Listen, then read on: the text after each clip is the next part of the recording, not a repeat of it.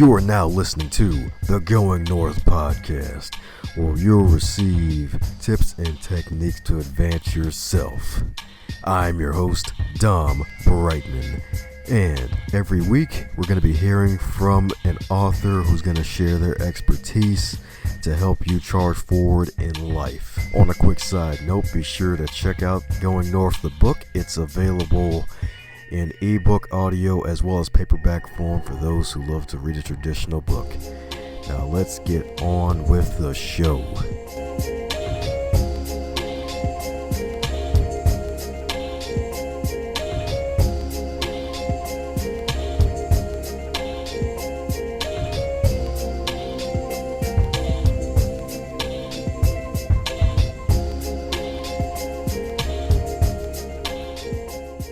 And today on the Going North podcast, we have another author once again, but not just any author. This one's extra special, y'all. This author right here is very well educated, a living legend, if I do say so myself, because this wonderful gentleman right here, he is a local author if you're in the Maryland area.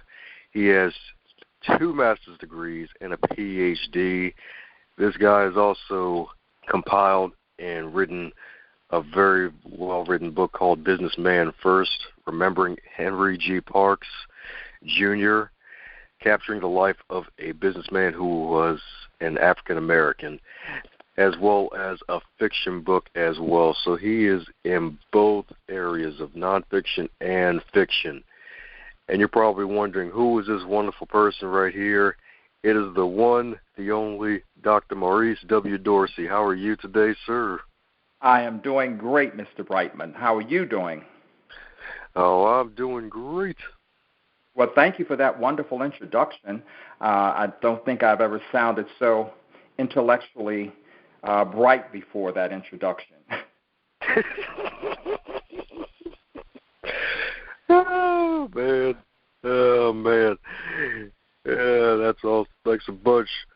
But as with all introductions, they're not allowed to be 5 days long, so mind filling in that gaps where I missed some things. Yeah, well, that was very nice. I appreciate it. Thank you. It was accurate, too. I mean, in terms of the educational process. Oh, yes, indeed. Educational process, too. Yeah, it was interesting, too. I was reading some stuff up on you. It looks like you held down 4 part-time jobs while simultaneously pursuing both degrees. Yes, I was when I was young and struggling. I was struggling to get ahead. It was something in my DNA that made me somewhat ambitious. I was the youngest of 3 children and grew up in rural Harford County, Maryland, in the towns of Edgewood and Forest Hill, Maryland, and attended segregated schools, and so it was not a culturally stimulating environment to just expand yourself and grow. So my parents instilled in all 3 of their children, you had to take care of yourself, grow up, and get out of the house, and that was a little frightening to me because I was the youngest of the 3, and even though my brother and sister were 7 and 6 years older than me, respectively, I was 7 years behind them. But the lesson was still the same. You have to grow up and move out and take care of yourself.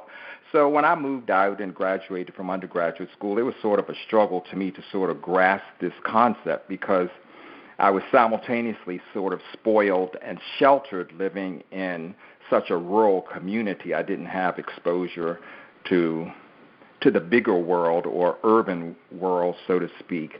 But fortunately, I had a great attitude for the most part, and I was very friendly. I was nominated the friendliest senior of my class at Bel Air Senior High School of 460 seniors, which I consider that somewhat of an honor for me. So that personality difference and the ability to get along with people sort of helped me, considering I was not a scholar in primary and secondary school. And I'm so old, I was bused when I went to school. So now at this age, I mean, I've worked 42 consecutive years professionally since I graduated undergraduate school. And yes, I did have to work on 40-hour weeks and weekends and nights just to coordinate paying for my tuition and getting out of graduate school.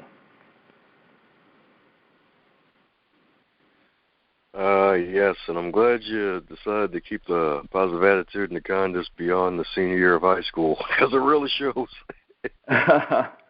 Yes, well, I enjoyed it. I mean, it was somewhat hard, but it was a new adventure, and it was exciting. And again, I think the rural influence of being, in Edgewood, Maryland, which was the home of Edgewood Arsenal, which is a military base that's now called Aberdeen Proving Ground, Maryland. It was educational from the standpoint of diversity, because a number of the issues that we deal with today, living in segregated housing communities on this particular military base, after desegregation, there were a number of military men who had come, both black and white and mixed marriages, and many of the U.S. soldiers had brought their wives back from the Philippines and various parts of Europe, and the children were mixed-race children. And so I had that sense of diversity, which was an asset for me coming from that military environment. So I did have some advantages, but I was bused to school in primary and secondary school prior to getting integrated in 1964. Yeah, and it's good that you're still here past the integration period, because I read so much and heard so much about the integration period in the beginning. Even though the schools are integrated, it still wasn't that way in terms of the treatment that you received. Absolutely not. And in Harford County, when we went to schools, the Brown versus Board of Education Supreme Court decision desegregated schools in 1954, which was about the time I was to go in first grade. But it wasn't until 1964 that the schools got fully integrated, and even at that point, I was at the 11th grade, and my parents did have some reservations about my going, because they knew that I would still be mistreated. But from a historical point of view, that was 10 years after the law was passed. So I had missed out on a lot of higher quality education from the standpoint that schools were separate then, but they were not equal. And the Supreme Court decision, Plessy versus Ferguson, said that schools would be separate but equal. But having attended both segregated schools and integrated schools, I knew firsthand they were not equal. And I had a struggle just getting out of high school with a C average, because the equipment, the laboratories, the training, the athletic equipment, the business office equipment, the language labs were superior and very futuristic in comparison to the segregated schools and the used textbooks that we had from my history. So I've had a very interesting education and colorful background as far as American educational history is concerned. I guess no pun intended with the colored background, right? Yes. Yes, exactly. Well, through all the education and going through integration, did you ever see yourself as being an author? No, because interesting, Dom, I really wasn't the best student in school. I mean, I was an average student. I had a few A's, but mostly a C student, very average. And part of that was because I was somewhat spoiled and somewhat sheltered, being the youngest child and 7 years behind. And so I never thought in terms of being an author. And then for me, as it is the case with a number of kids in primary and secondary school, I was bullied sometimes in homeschool and at work, even as an adult. And so being an author didn't necessarily come to my mind as something. Survival was more, making it through, jumping through the hoops, getting, through school and navigating myself through life. So settling down to writing hadn't even come into my mind at that point in time because, as we mentioned earlier, I was working so many jobs. I was going to graduate school at night, and to me those were survival skills. And then I was working from a youth-oriented perspective. And when we're young, we're inexperienced, and we don't know a lot of things. And then when you're trying to navigate yourself through an educational system and a work environment, and you're feeling the effects of being bullied by both black and white people, well, and others too, male and female, it just didn't make it really easy to be a black man in America or around the world. I mean, there were always issues there. So there were, the trials and tribulations of being young, being inexperienced, being sheltered, needing more education, being bullied, being black.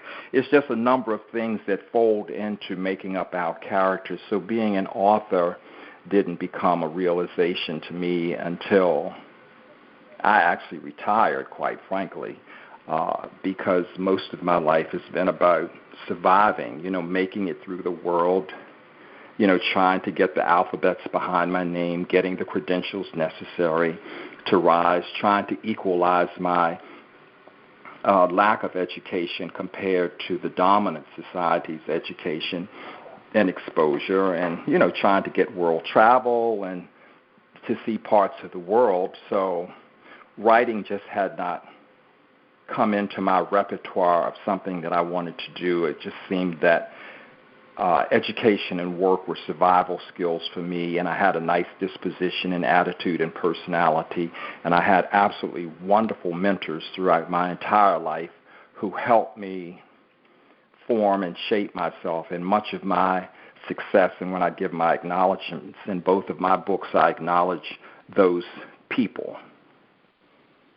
Yes, and speaking of books, the one I picked up when first met you was Businessman First, and I have to admit it's a great book for those who are seeking to start a business, to be encouraged to get into business. It's really awesome. Well, yes, Businessman First was inspired by the owner, and that probably is what launched me into writing, because Mr. Parks was the owner of the Parks Sausage Company in Baltimore, Maryland, and you're probably much too young to remember, but his radio and television ads were, "More Parks sausages, Mom, more Parks sausages, please," and it was he sold this product up and down the East Coast as far as New Haven, Connecticut, and as far south as Northern Virginia. So it was a household name, and it was a household product, but I went to his house to consult with him on another project, and in the process of that, we became friends, and he was an African-American male, which from the cover of the book, most people didn't think that he was African-American from the photograph on the cover, which in terms of cover design, I would have done the cover different because I wanted him to be African-American, and I did include that he was African-American in the subtitle of the book. But it was 30 years difference in our ages, and we became very good friends. And when he developed Parkinson's disease, a disease that his mother had and one of his two daughters also had, he said, "Maurice, man, I need 15 more years. I need more time. I need more life." And being a very young man in my 20s, I didn't know what to say to someone who was in their 60s who was dying from Parkinson's disease, or I just didn't know what to say. So I said, "Well, I'll write your book, and then you'll live forever." That was my young juvenile inexperience of how to speak to someone who was much older, whom I respected and who had been a mentor to me. So at the time, he was selling his company in Baltimore, which is on the property on Hamburg Street where the new stadium is now in Baltimore. When he was selling and sunsetting the business, I was launching a new career because he was 30 years older and I was 30 years younger. So I didn't have, even though I had made the promise I didn't have time to write a book, about his life. But anyway, we started gathering the materials, and he gave me all of his original files and documents, and we started writing the book. And then subsequently he died, and I continued to work. So when I retired, my first retirement activity was to keep this promise to this man who was a mentor and a friend to me for so many years. He was an African-American mentor. He was a CEO. He was a business owner. I had never met a CEO or business owner or a millionaire before. And one of the things that I thought was so unusual and so unique about Mr. Parks was that he was the first African-American to ever issue stock publicly on the New York Stock Exchange. So as a black college student, to meet someone who had so integrated his product into the market, it was a very interesting story. And though I'm very pleased with the outcome of the book, because he had two living heirs, his daughter, I had to be somewhat reserved in the kinds of things that I wrote in the book because his two daughters were living. And had they not been living, maybe I would have developed the book a little bit more than I had. But I'm happy with what it is, and he will live forever now in the archives and the annals of American and world history. Beautiful indeed, beautiful indeed. I love the fact that you just went ahead is out of just sheer youthful, I guess, I don't want to say ignorance, but I guess it kind of is in a way, but just to help him live forever through writing writing about his life and actually helping to get the word out about him. Because truth be told, I used to see Parks sausages like on the counters in the stores and never knew it was actually a black man who actually owned the company behind all that. Well, right, and that's what I get when I go to all of my book shows, whether it's in New York or Baltimore or Washington, D.C., everybody looks at the cover and they says, well, my parents had that all their life, but we never knew it was a black-owned company. But there was a methodology for why Henry marketed like that. He often marketed. See, at the time he was coming through, we were at the height of the civil rights movement in the United States. There was a lot of looting and burning and discontent in the country and racial differences. And Henry was born in Atlanta, but he was raised in Dayton, Ohio. And he went to the Ohio State University, and he majored in business and he majored in marketing. And he used to brag, I thought, when he said, man, I can sell anything. You just give it to me and I can sell it. So he obviously had a knack for that. But he also knew that in order to break the market, he initially started selling these pork sausage products in the black community. And it was the black people who bought the product and were the testing grounds for his marketing and business background. But in order to make more money and to expand his market, he needed to break into the white and Hispanic and Italian and all of the other communities in the world other than the black community, because he had a product to sell and he wanted to make business. That's what businessmen do. And very often when he went to the chain stores, they would say to him, we don't want your nigger sausage in our store, So he didn't advertise himself as being African American. If he walked into the store to sell it and they assumed that he was not African American, they would buy it. And so the Safeway stores in Washington, D.C. were the first chain stores to start carrying the product. And then after that, other chain stores carried it, and then the military bases, like Aberdeen Proving Ground and Edgewood, where I grew up, the military bases, after the Army was integrated, started carrying the product. So then he had a little traction into the business community to sell this product to a broader range of people. And so part of his success has been that he did not put his face or his race. He was selling a product to the general population. And even with his radio ads, there was a Jewish boy who was making that little jingle, and he invested tons of money, approximately 80 to 90% of his advertising budget in radio, to market this product to the bigger community. He didn't.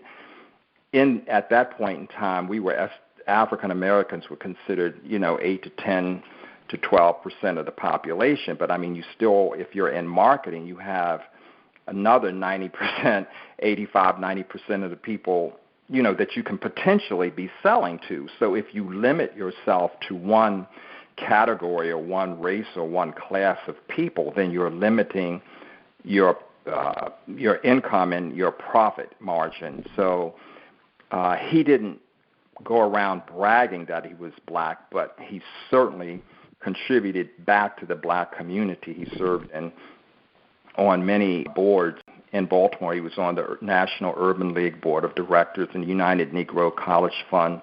He worked with the arena players in Baltimore and funding their buildings, and he worked on a number of boards in Philadelphia and New York and channeled money back into the black community.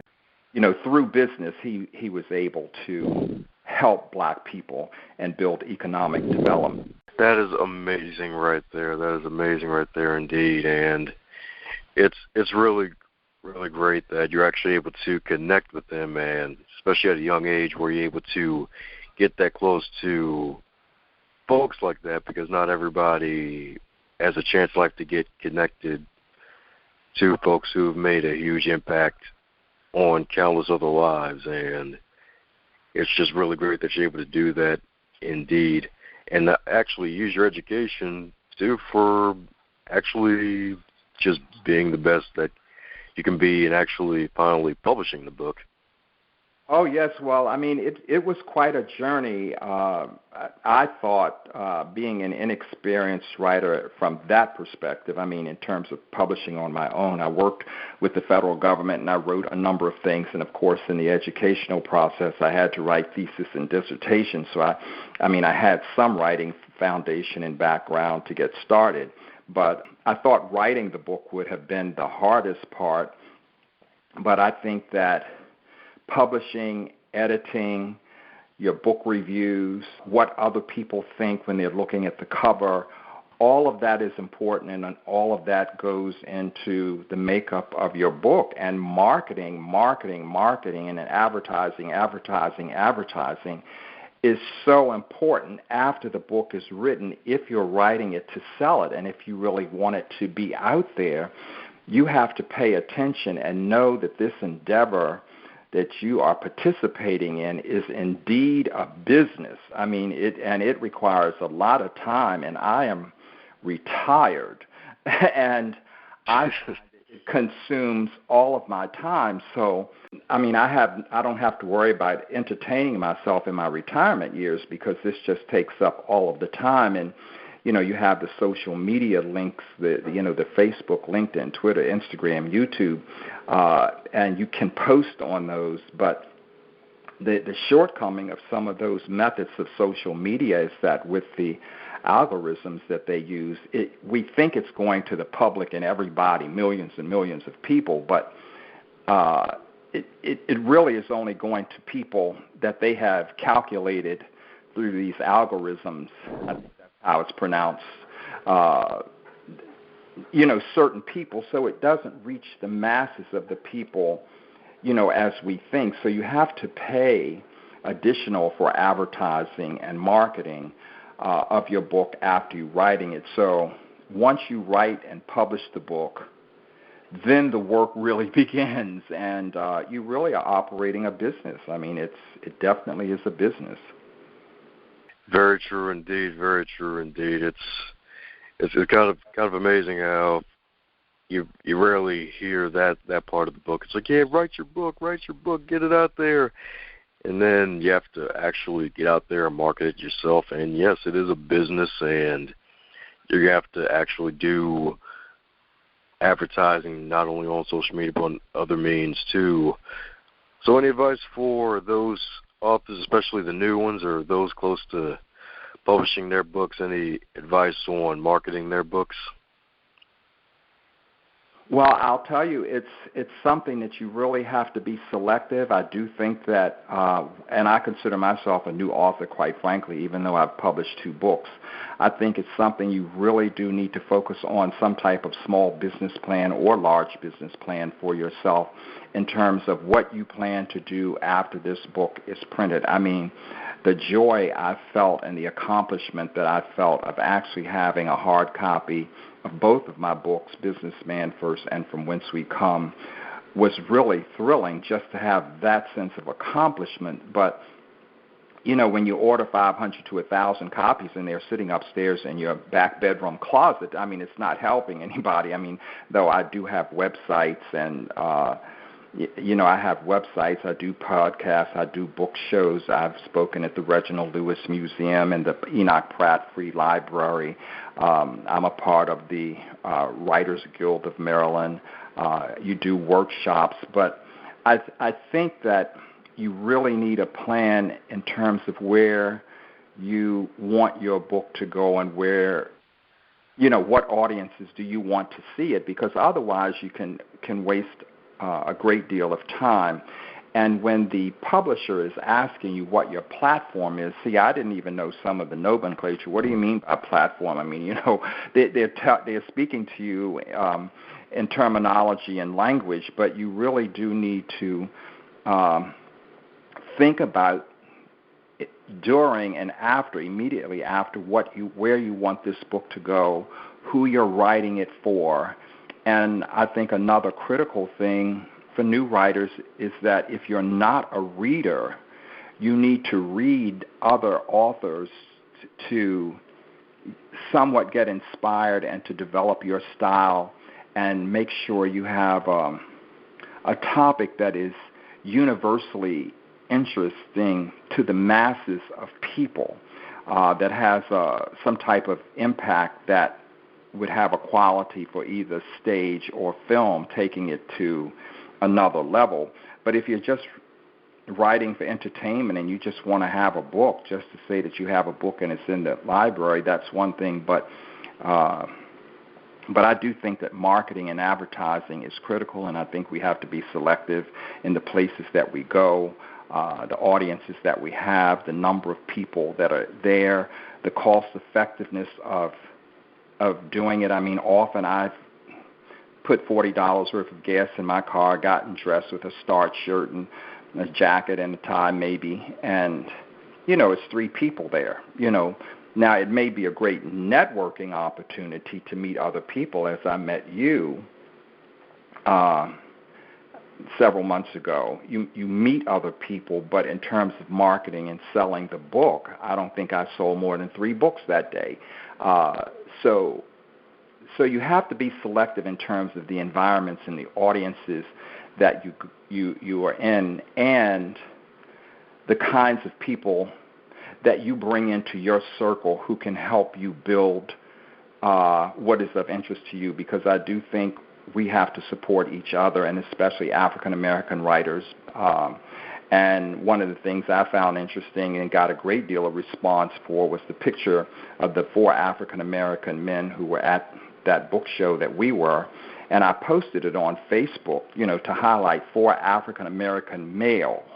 And I did that deliberately because I'm reading Brian Stevenson's book, Just Mercy, which is, you know, the Equal Justice Initiative. I don't know if you've heard about the new lynching museum. Actually, it's called the Museum of Justice and Equality in Alabama. But he's dealing with incarcerated people. I mean, African-American men are incarcerated by the millions, or they're on probation or on trial. And yet here we have these 4 African-American writers, which I think is very important that it's another audience that we target to show that we can do these things. We can write, we can publish, we can have podcasts, we can do public speaking.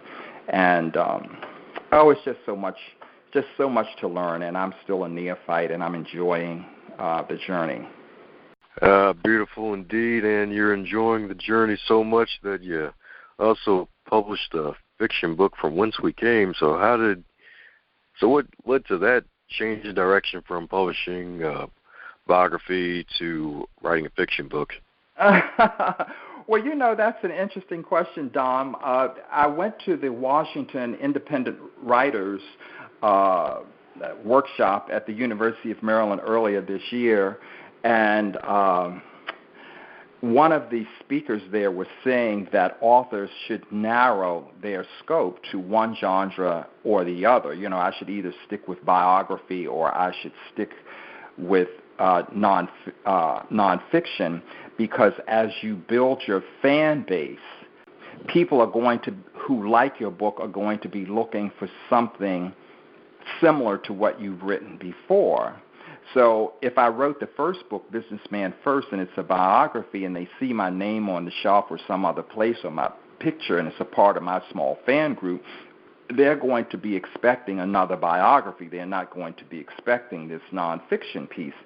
But I have found that since I've entered this world of writing, and because I tend to be a creative type person, I have about 5 or 6 other titles, books that I would like to do. I mean, I have several more things I'd like to write if I'm graced with enough life to get all of these things done and to read the stack of books that I have by people who have inspired me.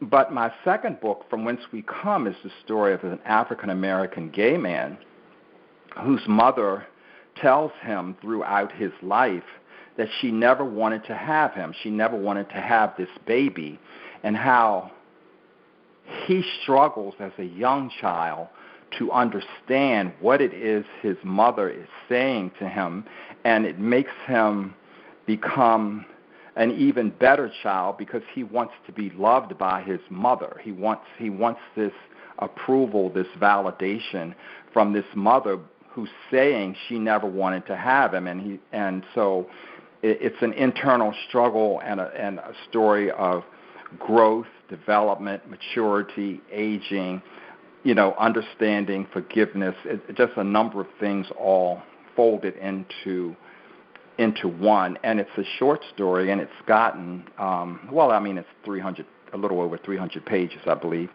But I've had more interest in this second book than I have in the first book, and I've had one person to even offer to write a treatment for a screenplay for the second book, and not the first book, though the company has read both books. And I'm self-published, by the way, which you already know.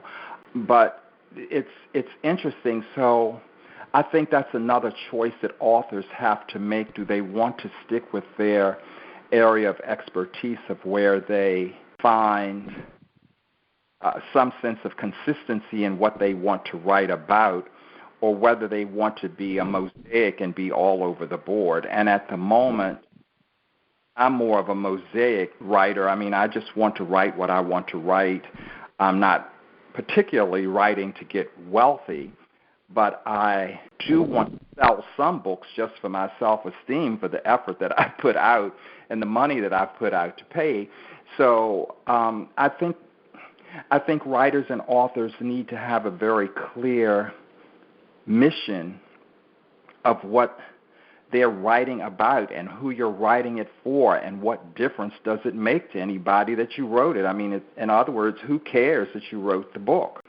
And this second book, From Whence We've Come, one of my lady friends in Washington, D.C., read the book.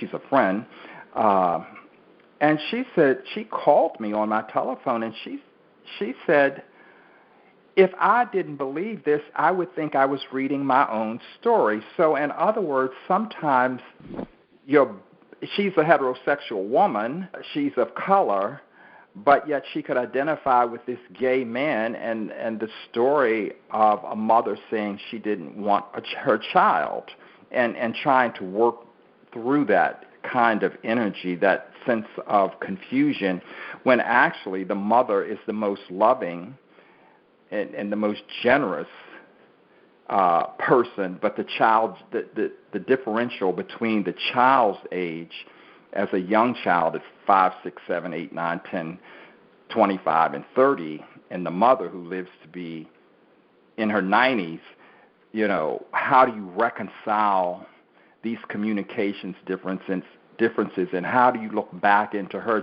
generation to understand what she went through to make her come up with the statement that comes out of her mouth. And again, both of my books could have been developed much more in afterthought after I got professional reviews from Kirkus and Blue Ink and Clarion and San Francisco Review and the New York Review. These people write, they read your book and then they tell you what they think of it, and some of them are dead ringer correct, and others seem like, from my perspective, they've missed the whole point. So it's like, you still have to have your feelings hurt with your writing, because always people don't necessarily receive it as you intended, and then there's some people who get it instantaneously. But I'm reading now Brian Stevenson's new book, Just Mercy, as I just said, and it's a New York Times bestseller, and I don't always read New York Times bestseller books, but I have read over my years a number of books that have inspired me to write and that I have been able to identify with. Awesome. Mind sharing a couple of those titles that have really inspired you? Yeah, actually, I'm happy to. I really made a list of them. I have about 10 that I wanted to tell you about. One is The Color Purple. I think that's my all-time favorite, by Alice Walker.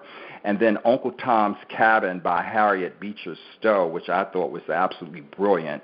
And then Anything by James Baldwin I loved. I loved Angela's Ashes by Frank McCourt, and Ralph Ellison's Invisible Man, J.D. Salinger's Catcher in the Rye. My dad's favorite was The Razor's Edge by Somerset Maugham, and I have his original copy of that. And then Richard Wright, Black Boy. So these authors are either African-American male authors. The Color Purple is an African-American female, but it's dealing with domestic abuse and again, survival. I could identify with The Color Purple when Harpo said to Whoopi Goldberg in the movie version of it, that she was ugly, and she was bullied by her husband. You're ugly and you're black and you're all of these dreadful things, and she replied, but I'm here. And to me, that is the internal strength of survival, being able to have your name maligned and to be bullied and to be criticized and ostracized and beat up physically, and you still survive. And The Color Purple to me just says so many things, and yet it's the story of African-American women. There were many black men who did not like the movie, and it's an African-American author. Now it's, of course, in a play version of stage production. But yet I could identify with the bullying and the survival aspect of that. And then with Uncle Tom's Cabin by Harriet Beecher Stowe, that was a story of slavery. It was before Gone with the Wind. But again, it was a story of survival and race, that regardless of how good a black person is to a white person, you still are black. In their eyes. When it all boils down, we are a nation that deals with color, not character. The content of the character, as Martin Luther King says, we deal with the color of the person. So I do find that this new DNA testing is bringing a new light, because there are some people who are finding that they have the lighter complexion, but they have black in them, and vice versa. And then Angela's Ashes, and then Augustin Burroughs' Running with Scissors was a brilliant story as far as I was concerned, and he was a gay author, and that he writes almost for entertainment. But and Catcher in the Rye was something for high school. The Razor's Edge is spirituality, and Just Mercy by Brian Stevenson is dealing with black males being incarcerated in mass numbers in the United States. So I just wrote those top 10 down in preparation for this podcast, but there are many more, and I have another stack of at least 20 that I have to read. Beautiful indeed, beautiful indeed. It's always great to basically keep your reading stacks full. Yes, yes. Yeah, well, and it's also time, I think we're all built differently. I mean, because one of the difficulties for me reading and writing is I'm sort of OCD. I kind of like to have all of those things that are ticking in the back of my mind, like cleaning the house or taking the car to the shop or going to the grocery. I like to have all of that done before I sit down and write. I don't seem like my best writing comes when I think, oh, I got to run out to the cleaners. Oh, I have to run over to the grocery store. Oh, the car needs some gas. Those kinds of things. And I have met some writers who let all of that go. They can work in the midst of all kind of paper and collections and stacks and trash can full running over. I can't write like that, and I can't read like that. I have to have the environment. So if my house is not like that, I have to go on vacation. And actually, my second book, From Whence We Came, I wrote on a 4-month world cruise. I wrote that book in 4 months, but I had maid service every day. The meals were prepared every day. All I had to do was write. And that's how I write, but that's a writing style. Some people don't need that, and some people do. It just depends on our makeup. Yeah, it's true, and everybody's situation is different. It could be like a mom or a single mom with kids, or a person with a full-time job, and they're probably doing like a side hustle or something like that. So it varies from person to person. Right. Yes. Yes. So if you were to one day just wake up and you were 25 again, but this time in the year of 2018, with all of your knowledge and experience, what advice would you give to yourself? Well, I definitely would read more than I did when I was young. And I think it's very important to define within ourselves what our causes are. I mean, what are things that are actually important to us, and study those causes and get educated around those causes and read about those causes. And in my personality, I wasn't a reader in the younger part of my life, and I was only an average student, but my asset was socialization. And so I spent more time in my youth socializing because I was an extroverted type of person. But in retrospect, I would socialize less, going to all of the parties and being seen at all of the parties and socializing, which is what a number of young people do, and pay attention more to your future directions, because what I have learned at 71 years old is life is very short, and my passion for this reading and writing has somewhat come at a period of time after I felt like I was comfortable and secure educationally and economically, because I was reading something, Barracoon by Zora Neale Hurston, which is another new book that has just come out about the last cargo slave ship out of Africa 50 years after the emancipation of slaves, and it's a first-person story of one of the slaves who was on that ship. And, sometimes when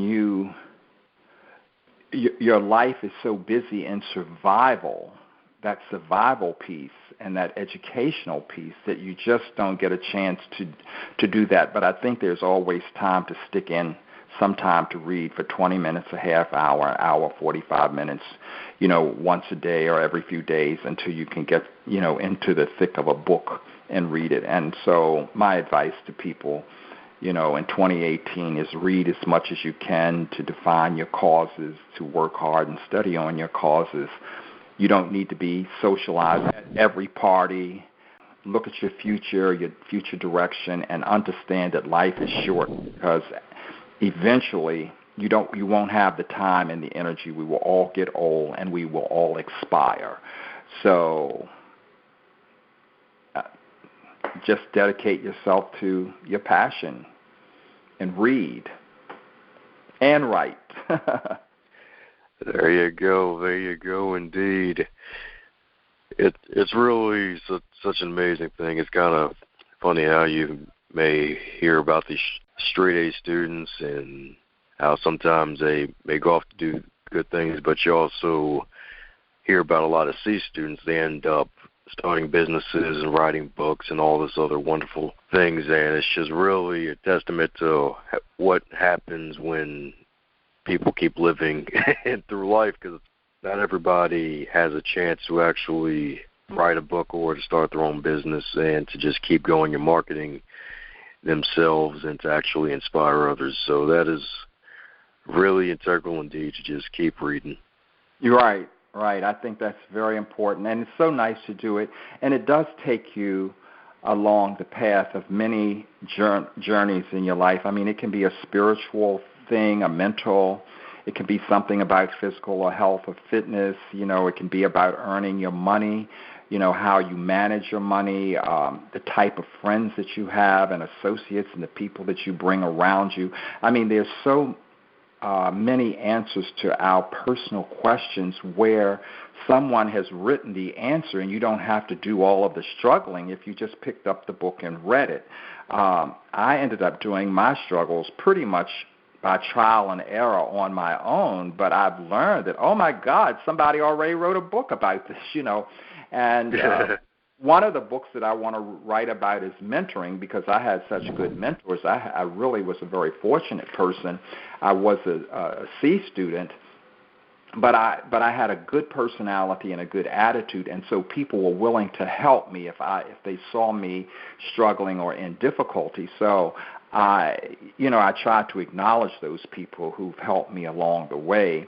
But as I read more, I see that people acknowledge those who've helped them write the book, you know, and so I want to do something on mentoring and valuing those people in our lives who have helped us get the education, who've kept us employed, who've provided training, staff development, you know, who have befriended us and helped us in different ways to push us to going north on your iPod, on your podcast. I mean, because I think most of us want to go north, but we need help, guidance, and I think a lot of it is written if you read a book. So there you have it. Amen to that indeed. So for those who not only want to go north, but also keep up what you're doing and, heck, even be notified when you decide to write that mentoring book, how do we keep in contact with you? Well, I prefer my email address, which is mdorsey10@verizon.net. I do have 2 websites, and I'm on Amazon, but they are my name, MauriceWDorsey.com and MauriceWDorseyBooks.com. And if you just Google my name, Maurice W. Dorsey, in your browser, it will come up. But I'm also, as I mentioned earlier, on Facebook, LinkedIn, Twitter, Instagram, YouTube, and my handle is mdorsey10. So you can find me in all of those venues, which is a part of your business, to market to your friends and associates. But I prefer my email address or my telephone number, and that's 202-332-2759. And, to discuss it, because I think it's a learning process when people communicate with you about what you've written, both the pros and the cons. And I have gotten some cons. I've gotten more pros, but I've gotten some cons, too, in terms of, writing and writing style and how it could be improved. And I think that's all very valuable information too, though it may hurt your feelings sometimes.